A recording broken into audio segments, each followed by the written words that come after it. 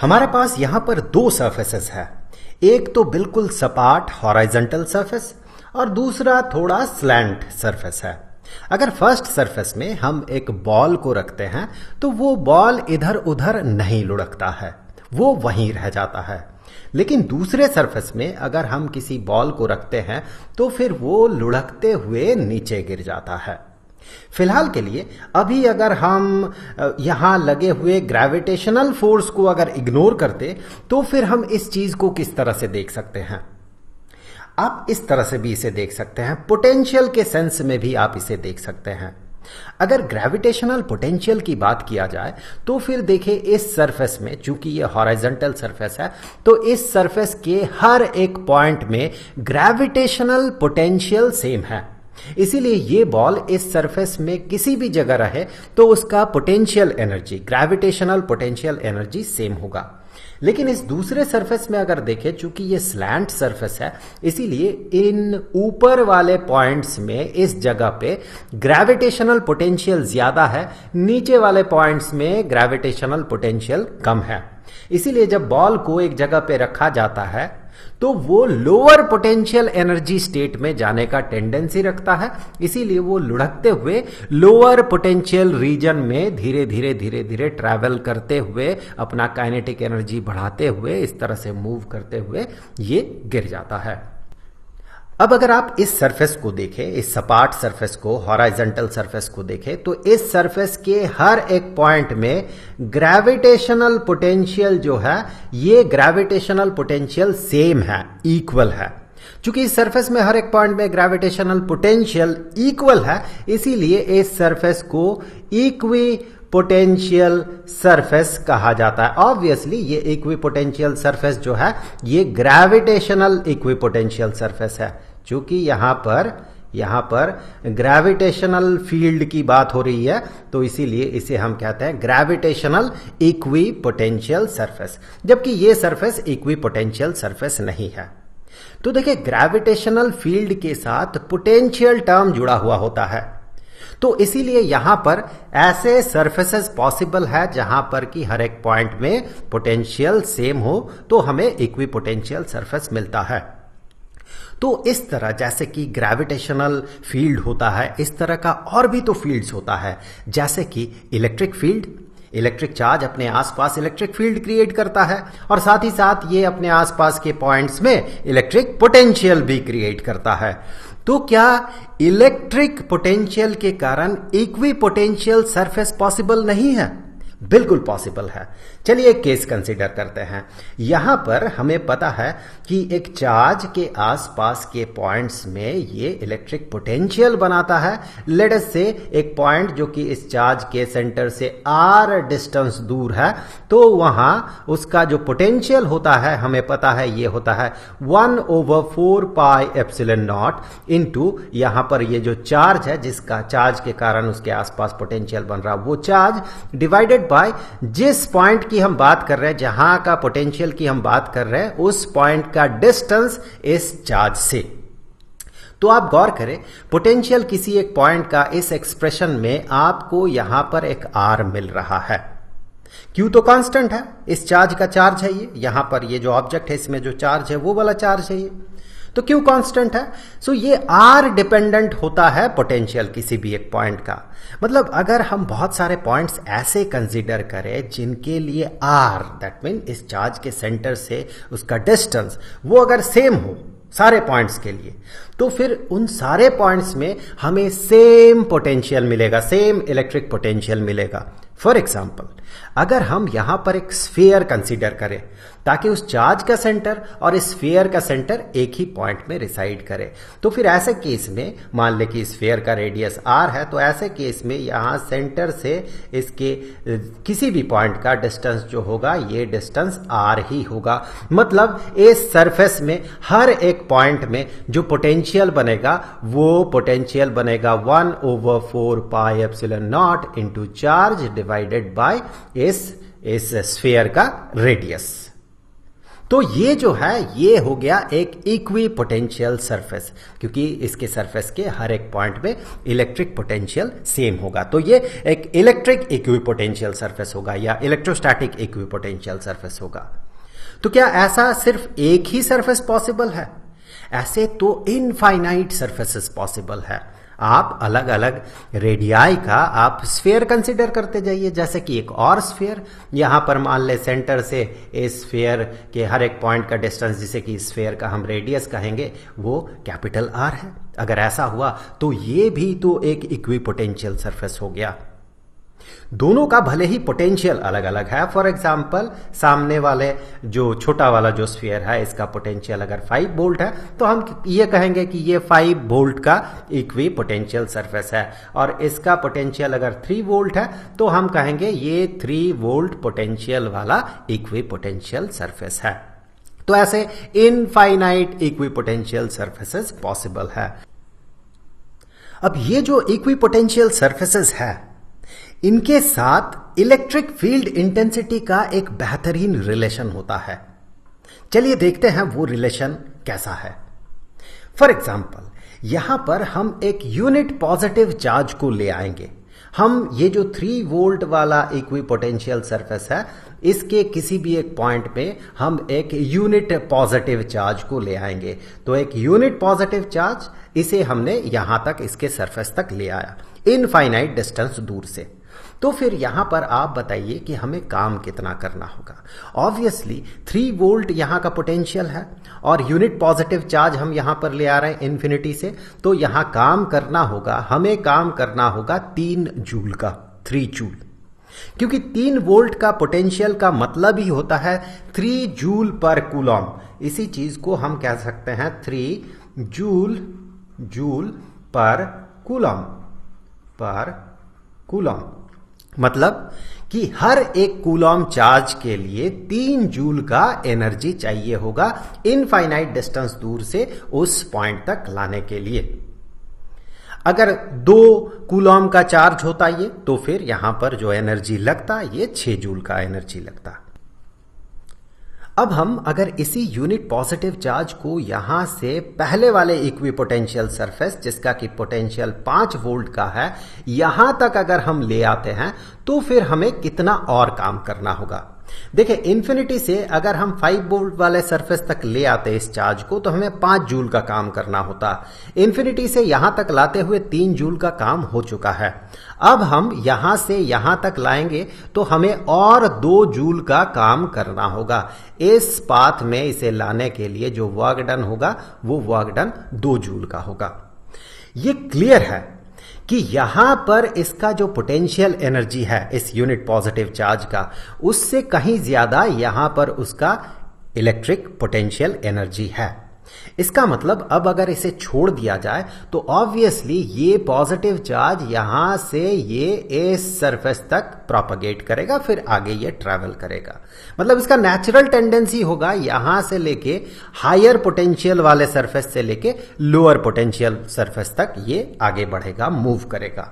लेकिन ये जो मूव करेगा ये किस डायरेक्शन में मूव करेगा? सपोज ये चार्ज यहां पर है, तो ये किस डायरेक्शन में मूव करेगा? इसके पास तो इनफाइनाइट डायरेक्शंस है मूव करने के लिए। जैसे ये इस सरफेस से अगर इस सरफेस तक जाएगा तो ये ऐसे भी मूव कर सकता है, ये इस तरह से भी मूव कर सकता है, ये ऐसे भी मूव कर सकता है, ये ऐसे भी मूव कर सकता है। इसके पास इनफाइनाइट डायरेक्शंस है इस सरफेस से इस सरफेस तक जाने के लिए।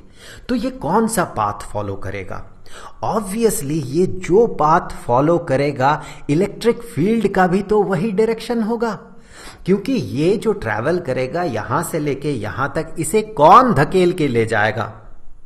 ऑब्वियसली इस पे इलेक्ट्रिक फील्ड अप्लाई होगा, इसीलिए ये मूव करेगा। तो अगर हम ये पता कर सके कि ये जो चार्ज है यूनिट पॉजिटिव चार्ज, इस पे किस डायरेक्शन में फोर्स अप्लाई होगा या ये कौन सा पाथ फॉलो करके जाएगा, तो हम ये भी पता कर सकते हैं कि यहां पर इलेक्ट्रिक फील्ड का डायरेक्शन किधर होगा। इसके लिए हम एक एनालॉजी फॉलो करते हैं। चलिए सपोज कि ये एक ऐसा कोनिकल शेप का एक बॉडी है। सपोज हमने इस जगह पे एक बॉल रखा, इस जगह पे, तो ऑब्वियसली ये बॉल लुढ़कते हुए नीचे गिरेगा। इसका पाथ कैसा होना चाहिए, चलिए एक दूसरे व्यू से देखते हैं, दूसरे एंगल से देखते हैं। यहां पर इस जगह पे बॉल को रखा गया है और हमें ये देखना है वो किस डायरेक्शन में लुढ़केगा। बॉल यहां पर है। आपको ये जो सर्कल्स दिख रहा है ये इक्विपोटेंशियल लाइंस है, आप कह सकते हैं। इस लाइन के हर एक जगह पे, हर एक पॉइंट पे पोटेंशियल बराबर है। अब आप देखिए ये बॉल किस डायरेक्शन में लुढ़केगा। अगर आप इस बॉल को ऐसे छोड़ दे तो इसके पास बहुत सारे पाथ्स हैं। हो सकता है ये इस पाथ में फॉलो करे, मतलब उसके पास ये पाथ है, एग्जिस्ट कर रहा, पाथ एग्जिस्ट कर रहा। इसके पास ये पाथ भी एग्जिस्ट कर रहा है, इसके पास ये पाथ भी एग्जिस्ट कर रहा है, इसके पास ये पाथ भी एग्जिस्ट कर रहा है। लेकिन ये कौन से पाथ में फॉलो करके नीचे गिरता है? आप अपना कॉमन सेंस यूज कीजिए। ये बिल्कुल सीधा, बिल्कुल सीधे ऐसे नीचे गिरता है। सीधे ऐसे नीचे क्यों गिरता है? क्योंकि इस पाथ में पोटेंशियल का रेट ऑफ चेंज सबसे ज्यादा है। पोटेंशियल सबसे तेजी से घट रहा है। आप देखिए अगर पाथ ऐसा हुआ, देखिए ये एक पोटेंशियल इक्विपोटेंशियल लाइन और ये एक इक्विपोटेंशियल लाइन, सो दोनों के बीच का जो पोटेंशियल डिफरेंस है वो सेम है। अब अगर ये वाला पाथ को फॉलो करे, ये अगर इस वाले पाथ को फॉलो करे तो देखिए इसको कितना डिस्टेंस ट्रैवल करना पड़ रहा है, और ये अगर ये वाला पाथ को फॉलो करे तो ऑब्वियसली इसको ज्यादा डिस्टेंस ट्रैवल करना होगा। तो चूंकि यहां पर पोटेंशियल डिफरेंस दोनों ही केस में सेम है, लेकिन इस केस में सीधा सपाट नीचे गिरने में इसको जो डिस्टेंस ट्रैवल करना पड़ रहा है वो डिस्टेंस कम ट्रैवल करना पड़ रहा है। मतलब पोटेंशियल का rate of change with respect to distance, potential का रेट ऑफ चेंज यहां पर सबसे ज्यादा है, सबसे तेजी से वो घट रहा है। इसीलिए ये बॉल उस पाथ को फॉलो करता है। देखिए नेचर जो है ये बहुत ही एफिशिएंट है, बहुत बहुत ज्यादा एफिशिएंट है। इसको क्या करना है, इसका टेंडेंसी क्या है? इसका टेंडेंसी यही है, अगर मौका मिले तो ऑब्जेक्ट का पोटेंशियल एनर्जी को घटाओ और उसे काइनेटिक एनर्जी में कन्वर्ट करो। यही इसका टेंडेंसी है, सारे फील्ड्स का यही टेंडेंसी है। तो फिर यहां पर नेचर क्या करता है? नेचर उस पाथ को फॉलो करवाता है जिसमें कि तेजी से पोटेंशियल में ड्रॉप हो और तेजी से काइनेटिक एनर्जी में इंक्रीमेंट हो। इसीलिए वो उस पाथ को फॉलो करता है जहां पर कि पोटेंशियल फास्टेस्ट रेट से डिक्रीज कर रहा है। वही लॉजिक आप यहां पर लगाएं। यहां पर अगर चार्ज है, यहां पर मान ले एक पॉजिटिव चार्ज है, वो चार्ज अगर इस सरफेस तक पहुंचेगा तो ऑब्वियसली वो शॉर्टेस्ट डिस्टेंस जो है वो शॉर्टेस्ट डिस्टेंस को फॉलो करेगा। मतलब जहां पर कि rate of change in potential, rate of decrement in potential ये सबसे ज्यादा हो, तो वो पाथ ये वाला होगा, ना कि वो पाथ कुछ ऐसा होगा और ना ही वो पाथ कुछ ऐसा होगा। वो पाथ जो है वो शॉर्टेस्ट पाथ को फॉलो करेगा या फास्टेस्ट डिक्रीमेंट इन पोटेंशियल वाले पाथ को वो फॉलो करेगा। तो यहां से एक और बात क्लियर हो जाएगा, अगर ये पॉजिटिव चार्ज नेचुरली इस डायरेक्शन में फ्लो करे या मूव करे, इसका मतलब इलेक्ट्रिक फील्ड का भी डायरेक्शन कुछ इसी डायरेक्शन में होगा। पॉजिटिव चार्ज अगर यहां पर रहता तो ये इस डायरेक्शन में मूव करता, तो इलेक्ट्रिक फील्ड का भी डायरेक्शन यही होता। सिमिलरली ये चार्ज अगर यहां होता तो ये फॉलो करता ये वाला पाथ, मतलब इलेक्ट्रिक फील्ड का यही डायरेक्शन होता। यहां से ये क्लियर है कि इलेक्ट्रिक फील्ड और इक्विपोटेंशियल सरफेस में एक बेहतरीन रिलेशन है कि जो फील्ड है, इलेक्ट्रिक फील्ड इंटेंसिटी है, वो इक्विपोटेंशियल सरफेस पे नॉर्मल होता है, 90 डिग्री का एंगल बनाता है। हम ये भी कह सकते हैं कि जो फील्ड लाइंस है, वो फील्ड लाइंस जो इक्विपोटेंशियल सरफेस को क्रॉस करेगा वो 90 डिग्री के एंगल में या नॉर्मल होते हुए वो उसे क्रॉस करेगा। चलिए यहां पर कुछ फील्ड लाइंस ड्रॉ कर लेते हैं। यहां पर देखते हैं, चलिए ये 90 डिग्री का एंगल बना रहा है, यहां पर भी 90 डिग्री का एंगल बना रहा है, यहां पर भी 90 डिग्री का एंगल, यहां भी हर जगह आपको वही मिलेगा कि जो फील्ड लाइंस है वो इक्विपोटेंशियल सरफेस को 90 डिग्री के एंगल में या नॉर्मल होते हुए उसे क्रॉस करता है। इसे अगर आपको फिजिक्स के तौर पे प्रूव करना है, रिप्रेजेंट करना है, तो इसका एक और तरीका है कि मान ले मान ले कि अगर ये फील्ड लाइंस 90 डिग्री में नहीं कटता तो क्या होता। मान ले कि फील्ड लाइन इस तरह से पार हो रहा है, 90 डिग्री का एंगल नहीं बन रहा, मान ले कि एक नॉन राइट एंगल बन रहा है, थीटा है वो एंगल। तो ऐसे स्थिति में क्या होता है, ऐसे सिचुएशन में क्या होता। इसके लिए आप इस वाले एग्जांपल पे वापस आ जाए। यहां पर इस केस में अगर आप देखें तो ये तो इक्विपोटेंशियल सरफेस है। इस बॉल पे जो ग्रेविटेशनल फोर्स एक्ट कर रहा है वो ग्रेविटेशनल फोर्स, जिसके कारण इसका मास अगर m हुआ तो mg फोर्स जो इस पे लग रहा है, ये फोर्स बिल्कुल वर्टिकली डाउनवर्ड्स है। अगर इस सरफेस के साथ देखा जाए तो इस सरफेस के साथ ये 90 डिग्री का एंगल बना रहा है, जिससे होता ये है कि इस फोर्स का, इस ग्रेविटेशनल फोर्स का कोई भी कंपोनेंट इस सरफेस के अलोंग नहीं बनता है, किसी भी तरह का कंपोनेंट नहीं बनता है। इसीलिए तो इस बॉल पे किसी भी तरह का फोर्स टेंजेंशियल डायरेक्शन में, इस सरफेस के अलोंग किसी भी डायरेक्शन में इस बॉल पे फोर्स अप्लाई नहीं होता। लेकिन अगर इस केस को आप कंसीडर करें तो आप ये पाएंगे कि इस बॉल पे जो ग्रेविटेशनल फोर्स एक्ट कर रहा है mg, और यहां पर उसके कारण इस सरफेस के अलोंग इसका एक कंपोनेंट बनता है। इस सरफेस के अलोंग इसका बनेगा एक कंपोनेंट, लेट अस से कि ये mg है, और नॉर्मल के साथ यहां पर जो एंगल बन रहा है, normal in the sense surface पे नॉर्मल, ये अगर थीटा हुआ तो ये वाला जो फोर्स होता है, जो फोर्स अलोंग द सरफेस है, ये होता है mg into sine of theta. और इसी फोर्स के कारण ये बॉल ऊपर से नीचे लुढ़कते हुए आगे बढ़ता है। तो यहां पर इस केस में हमने जो मान लिया कि ये जो फील्ड लाइंस है ये 90 डिग्री में इस सरफेस को क्रॉस नहीं कर रहा बल्कि थीटा एंगल बना रहा है, ऐसे में क्या सिचुएशन अराइज होगा। देखिए, ये जो फील्ड है, लेट अस से ये फील्ड है E, इस फील्ड का एक कंपोनेंट बनेगा इस डायरेक्शन में, ये कंपोनेंट होगा E into cosine of theta. ये जो कंपोनेंट है ये हो जाएगा E into cosine of theta. मतलब ये बनेगा कि अगर हम एक पॉजिटिव चार्ज को इस जगह पे रखते हैं तो आप गौर करें, इस पे एक फोर्स अप्लाई होगा और ये मूव करते हुए यहां पर पहुंचेगा। क्योंकि इलेक्ट्रिक फील्ड यहां पर फोर्स अप्लाई कर रहा है जिसके कारण कुछ वर्क डन हो रहा है, तो इसका पोटेंशियल ड्रॉप हो जाएगा। इलेक्ट्रिक फील्ड अगर काम करता है तो पोटेंशियल ड्रॉप होता है, वो काइनेटिक एनर्जी में कन्वर्ट होता है, पोटेंशियल एनर्जी। तो पोटेंशियल एनर्जी इसका घट जाएगा। अगर पोटेंशियल एनर्जी यहां का और यहां का सेम ना हुआ तो फिर हम कैसे कह सकते हैं कि ये इक्विपोटेंशियल सरफेस है? नहीं कह सकते। पर ये है क्या बेसिकली? ये बेसिकली इक्विपोटेंशियल सरफेस है।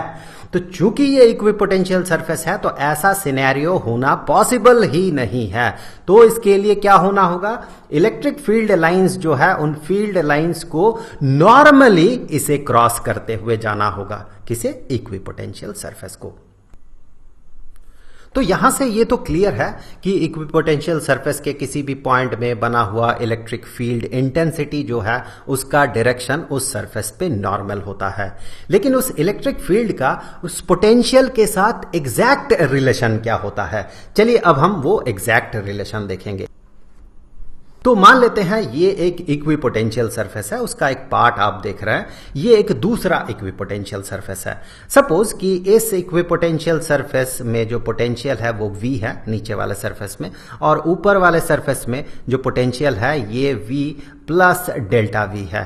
ये दोनों सरफेसेस बहुत क्लोज है और दोनों के बीच का पोटेंशियल डिफरेंस बहुत कम है, मतलब कि ये जो डेल्टा V है इट टेंड्स टू 0, ये बहुत कम है, बहुत छोटा डिफरेंस है, दोनों सरफेसेस बहुत क्लोज है। अब क्या है, ऊपर वाले सरफेस के एक पॉइंट में जो इलेक्ट्रिक फील्ड बन रहा है, लेट अस से कि वहां पर जो इलेक्ट्रिक फील्ड इंटेंसिटी है वो इलेक्ट्रिक फील्ड इंटेंसिटी E है। अब इस पॉइंट से नीचे वाले सरफेस का जो परपेंडिकुलर डिस्टेंस है, लेट अस से कि वो परपेंडिकुलर डिस्टेंस जो है ये डेल्टा L परपेंडिकुलर डिस्टेंस है, ये बहुत कम डिस्टेंस है। ये दोनों एक ही लाइन में सिचुएटेड होगा। ई का डायरेक्शन और डीएल का जो डायरेक्शन है ये दोनों एक ही लाइन में सिचुएटेड होगा। ऐसा क्यों? क्योंकि इलेक्ट्रिक फील्ड को इस सरफेस पे क्या होना है? नॉर्मल होना है। और इसी पॉइंट से हम दूसरे सरफेस का परपेंडिकुलर डिस्टेंस पता कर रहे हैं, तो इसे भी नॉर्मल होना है इस सरफेस के साथ। इसीलिए ये दोनों कोलीनियर होगा, एक ही लाइन में सिचुएटेड होगा। अब हम क्या करेंगे, यहां पर हम रखेंगे एक प्लस क्यू चार्ज। इस जगह पे हम एक पॉजिटिव चार्ज रखेंगे जिसका मैग्नीट्यूड Q है, और हम इस पे फोर्स लगाते हुए इस जगह से इस जगह तक ले आएंगे, यहां तक हम उसे ले आएंगे। तो ऑब्वियसली हमें यहां पर एक फोर्स अप्लाई करना होगा अगेंस्ट द इलेक्ट्रिक फील्ड। तो हमें एक फोर्स इस डायरेक्शन में अप्लाई करना होगा। यह फोर्स किसके बराबर होगा? जो इलेक्ट्रिक फील्ड के कारण इस चार्ज पे ऊपर की तरफ इस डायरेक्शन में जो फोर्स अप्लाई हो रहा उसी के मैग्नीट्यूड के बराबर होना होगा हमारा लगाया हुआ फोर्स। तब जाके हम बिना एक्सीलरेशन का इस क्यू चार्ज को यहां से यहां तक ले जा सकते हैं। तो यहां पर इस लेवल पे कंफ्यूजन तो रहता है कि अगर दोनों फोर्सेस का मैग्नीट्यूड बराबर हुआ तो फिर ये जो है ये मूव कैसे करेगा। तो इसके लिए मैं आपको एक सजेस्ट करूंगा, स्टैंडर्ड 9th लेवल का एक वीडियो है, उस वीडियो का लिंक आपको डिस्क्रिप्शन बॉक्स में मिल जाएगा कि ग्रेविटेशनल फील्ड में किसी बॉडी को ऊपर उठाते हुए हमें जो फोर्स लगाना होता है वो फोर्स ऑफ ग्रेविटी के बराबर होता है, ऐसा क्यों होता है। तो उसका लिंक आपको डिस्क्रिप्शन में मिल जाएगा। अगर ऐसा डाउट आपके मन में है तो उसे क्लियर कर लीजिएगा। तो हमें जो फोर्स लगाना होगा वो इलेक्ट्रोस्टैटिक फोर्स के बराबर ही होना होगा। इलेक्ट्रोस्टैटिक फोर्स का मैग्नीट्यूड होगा field into charge, electric field intensity into charge, मतलब QE। ये इलेक्ट्रोस्टैटिक फोर्स होगा इस चार्ज पे ऊपर की तरफ, उसी के अगेंस्ट हमें नीचे की तरफ फोर्स लगाना है। तो ऑब्वियसली ये जो फोर्स होगा इसका मैग्नीट्यूड बराबर हो जाएगा Q इंटू E के। ऑब्वियसली दोनों का डायरेक्शन अपोजिट होगा, फोर्स का हमारा लगाया हुआ फोर्स का डायरेक्शन और इलेक्ट्रिक फील्ड का डायरेक्शन अपोजिट है, लेकिन फिलहाल हम वर्क डन पता करेंगे तो वहां पर हमें साइन में बॉदर नहीं करना होगा, क्योंकि हमने डायरेक्शन ऑलरेडी यहां पर डिटरमाइन कर दिया है। नीचे की तरफ हमें फोर्स लगाना होगा, ये हमने डिटरमाइन कर लिया है। सिर्फ मैग्नीट्यूड हम देख रहे हैं फोर्स का, ये बराबर हो जाएगा Q इंटू E के, जो कि इलेक्ट्रोस्टैटिक फोर्स के बराबर होगा।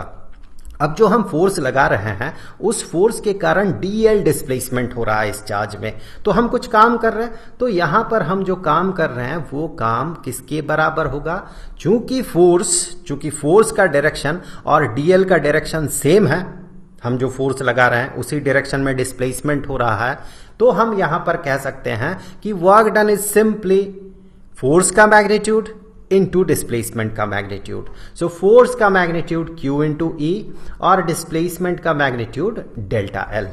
तो इतना वर्क हम यहां पर करेंगे।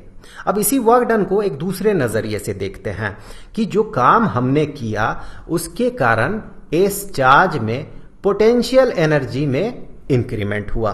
तो पोटेंशियल एनर्जी में इंक्रीमेंट मतलब final potential energy minus initial potential energy. यहां पर फाइनल पोटेंशियल एनर्जी बनेगा, यहां पर इनिशियल पोटेंशियल एनर्जी। अब इस फाइनल पोटेंशियल एनर्जी को हम क्या कहेंगे? इस जगह पे जो पोटेंशियल एनर्जी है वो किसके बराबर होगा? चार्ज का मैग्नीट्यूड इनटू इस पॉइंट का जो पोटेंशियल है जो कि इस V के बराबर है। तो final potential energy is QV और इनिशियल पोटेंशियल एनर्जी इस जगह पे, तो यहां पर चार्ज ऑब्वियसली Q है और यहां पर पोटेंशियल जो है इलेक्ट्रोस्टैटिक पोटेंशियल ये है V प्लस डेल्टा V के बराबर। So minus Q into V plus delta V। तो यहां से आगे QV minus QV minus Q delta V, तो ये दोनों कैंसिल हो गया। सो यहां से हम कह सकते हैं जो वर्क डन है, हमारा किया गया काम, ये होगा negative of Q delta V. So यहां से आप एक चीज देख ले यहीं पर कि डेल्टा वी जो है that is equal to negative of work done divided by charge. अब चार्ज तो पॉजिटिव है और हम ऑब्वियसली यहां पर पॉजिटिव वर्क डन कर रहे हैं क्योंकि इलेक्ट्रोस्टैटिक फील्ड के अगेंस्ट हम काम कर रहे हैं, तो हम जो काम कर रहे हैं वो पॉजिटिव नेचर का है। सो वर्क डन हमारा द्वारा किया गया वर्क डन इज पॉजिटिव, यहां क्यू भी पॉजिटिव, तो ये W divided by Q positive है, तो ये डेल्टा वी जो है ये नेगेटिव होगा क्योंकि देखिए यहां पर नेगेटिव साइन है। सो डेल्टा वी का वैल्यू जो है ये नेगेटिव होगा। ये इंडिकेट कर रहा है कि नीचे वाले सरफेस का पोटेंशियल ज्यादा है, ऊपर वाला सरफेस का पोटेंशियल कम है, क्योंकि डेल्टा वी जो है नेगेटिव है। ऐसा होना भी चाहिए क्योंकि देखिए इलेक्ट्रिक फील्ड का डायरेक्शन किधर होता है, जिधर पोटेंशियल का फास्टेस्ट डिक्रीमेंट होता है उसी डायरेक्शन में इलेक्ट्रिक फील्ड बनता है। इलेक्ट्रिक फील्ड का डायरेक्शन देखें नीचे से ऊपर की तरफ, तो ऑब्वियसली ऊपर का पोटेंशियल कम है और नीचे का पोटेंशियल ज्यादा है। अब देखिए दोनों W's को, इस W के इस एक्सप्रेशन को और इस एक्सप्रेशन को अगर हम इक्वेट करेंगे तो हमें क्या मिलेगा, तो हमें मिलेगा QE delta L is equal to negative Q delta V। तो यहां से Q को कैंसिल कर दे और हमें क्या मिलेगा, यहां से देखिए हमें मिलेगा कि electric field is equal to negative of delta V divided by delta L। अब ये delta V divided by delta L हमें क्या इंडिकेट कर रहा है, ये हमें इंडिकेट कर रहा है rate of change in potential. So ये है rate of change in potential. तो देखिए हमने पहले ही ये देख लिया है कि इलेक्ट्रिक फील्ड का डायरेक्शन होगा जिस डायरेक्शन में पोटेंशियल सबसे तेजी से घट रहा है, और अभी हमने क्या देखा कि इलेक्ट्रिक फील्ड का जो मैग्नीट्यूड होगा वो उस डायरेक्शन में पोटेंशियल का जो रेट ऑफ चेंज है उसके बराबर होगा। तो इन दोनों स्टेटमेंट को एक साथ मिलाकर यह कहा जाता है कि electric field is negative gradient of electric potential. इसके बारे में आप अपने बीएससी में जाकर पढ़ेंगे। कभी अगर मौका मिला और कभी अगर इस तरह का कोई तरीका मिला कि आपके लेवल पे इसे मैं समझा सकूं तो डेफिनेटली इसके बारे में एक वीडियो बना के दूंगा। अब अगले वीडियो में हम लोग ये बात करेंगे कि अगर एक सिस्टम ऑफ चार्जेस हो, बहुत सारे चार्जेस अगर हो कहीं पर, तो उनका मिला जुला पोटेंशियल एनर्जी कितना होता है। उस वीडियो का लिंक आपको यहां पर स्क्रीन पे मिल जाएगा और प्लेलिस्ट का लिंक आपको डिस्क्रिप्शन बॉक्स में मिलेगा। तो अगले वीडियो में आई होप कि जरूर मुलाकात होगी। तो मिलेंगे आपसे अगले वीडियो में, तब तक के लिए खुश रहें। Good bye.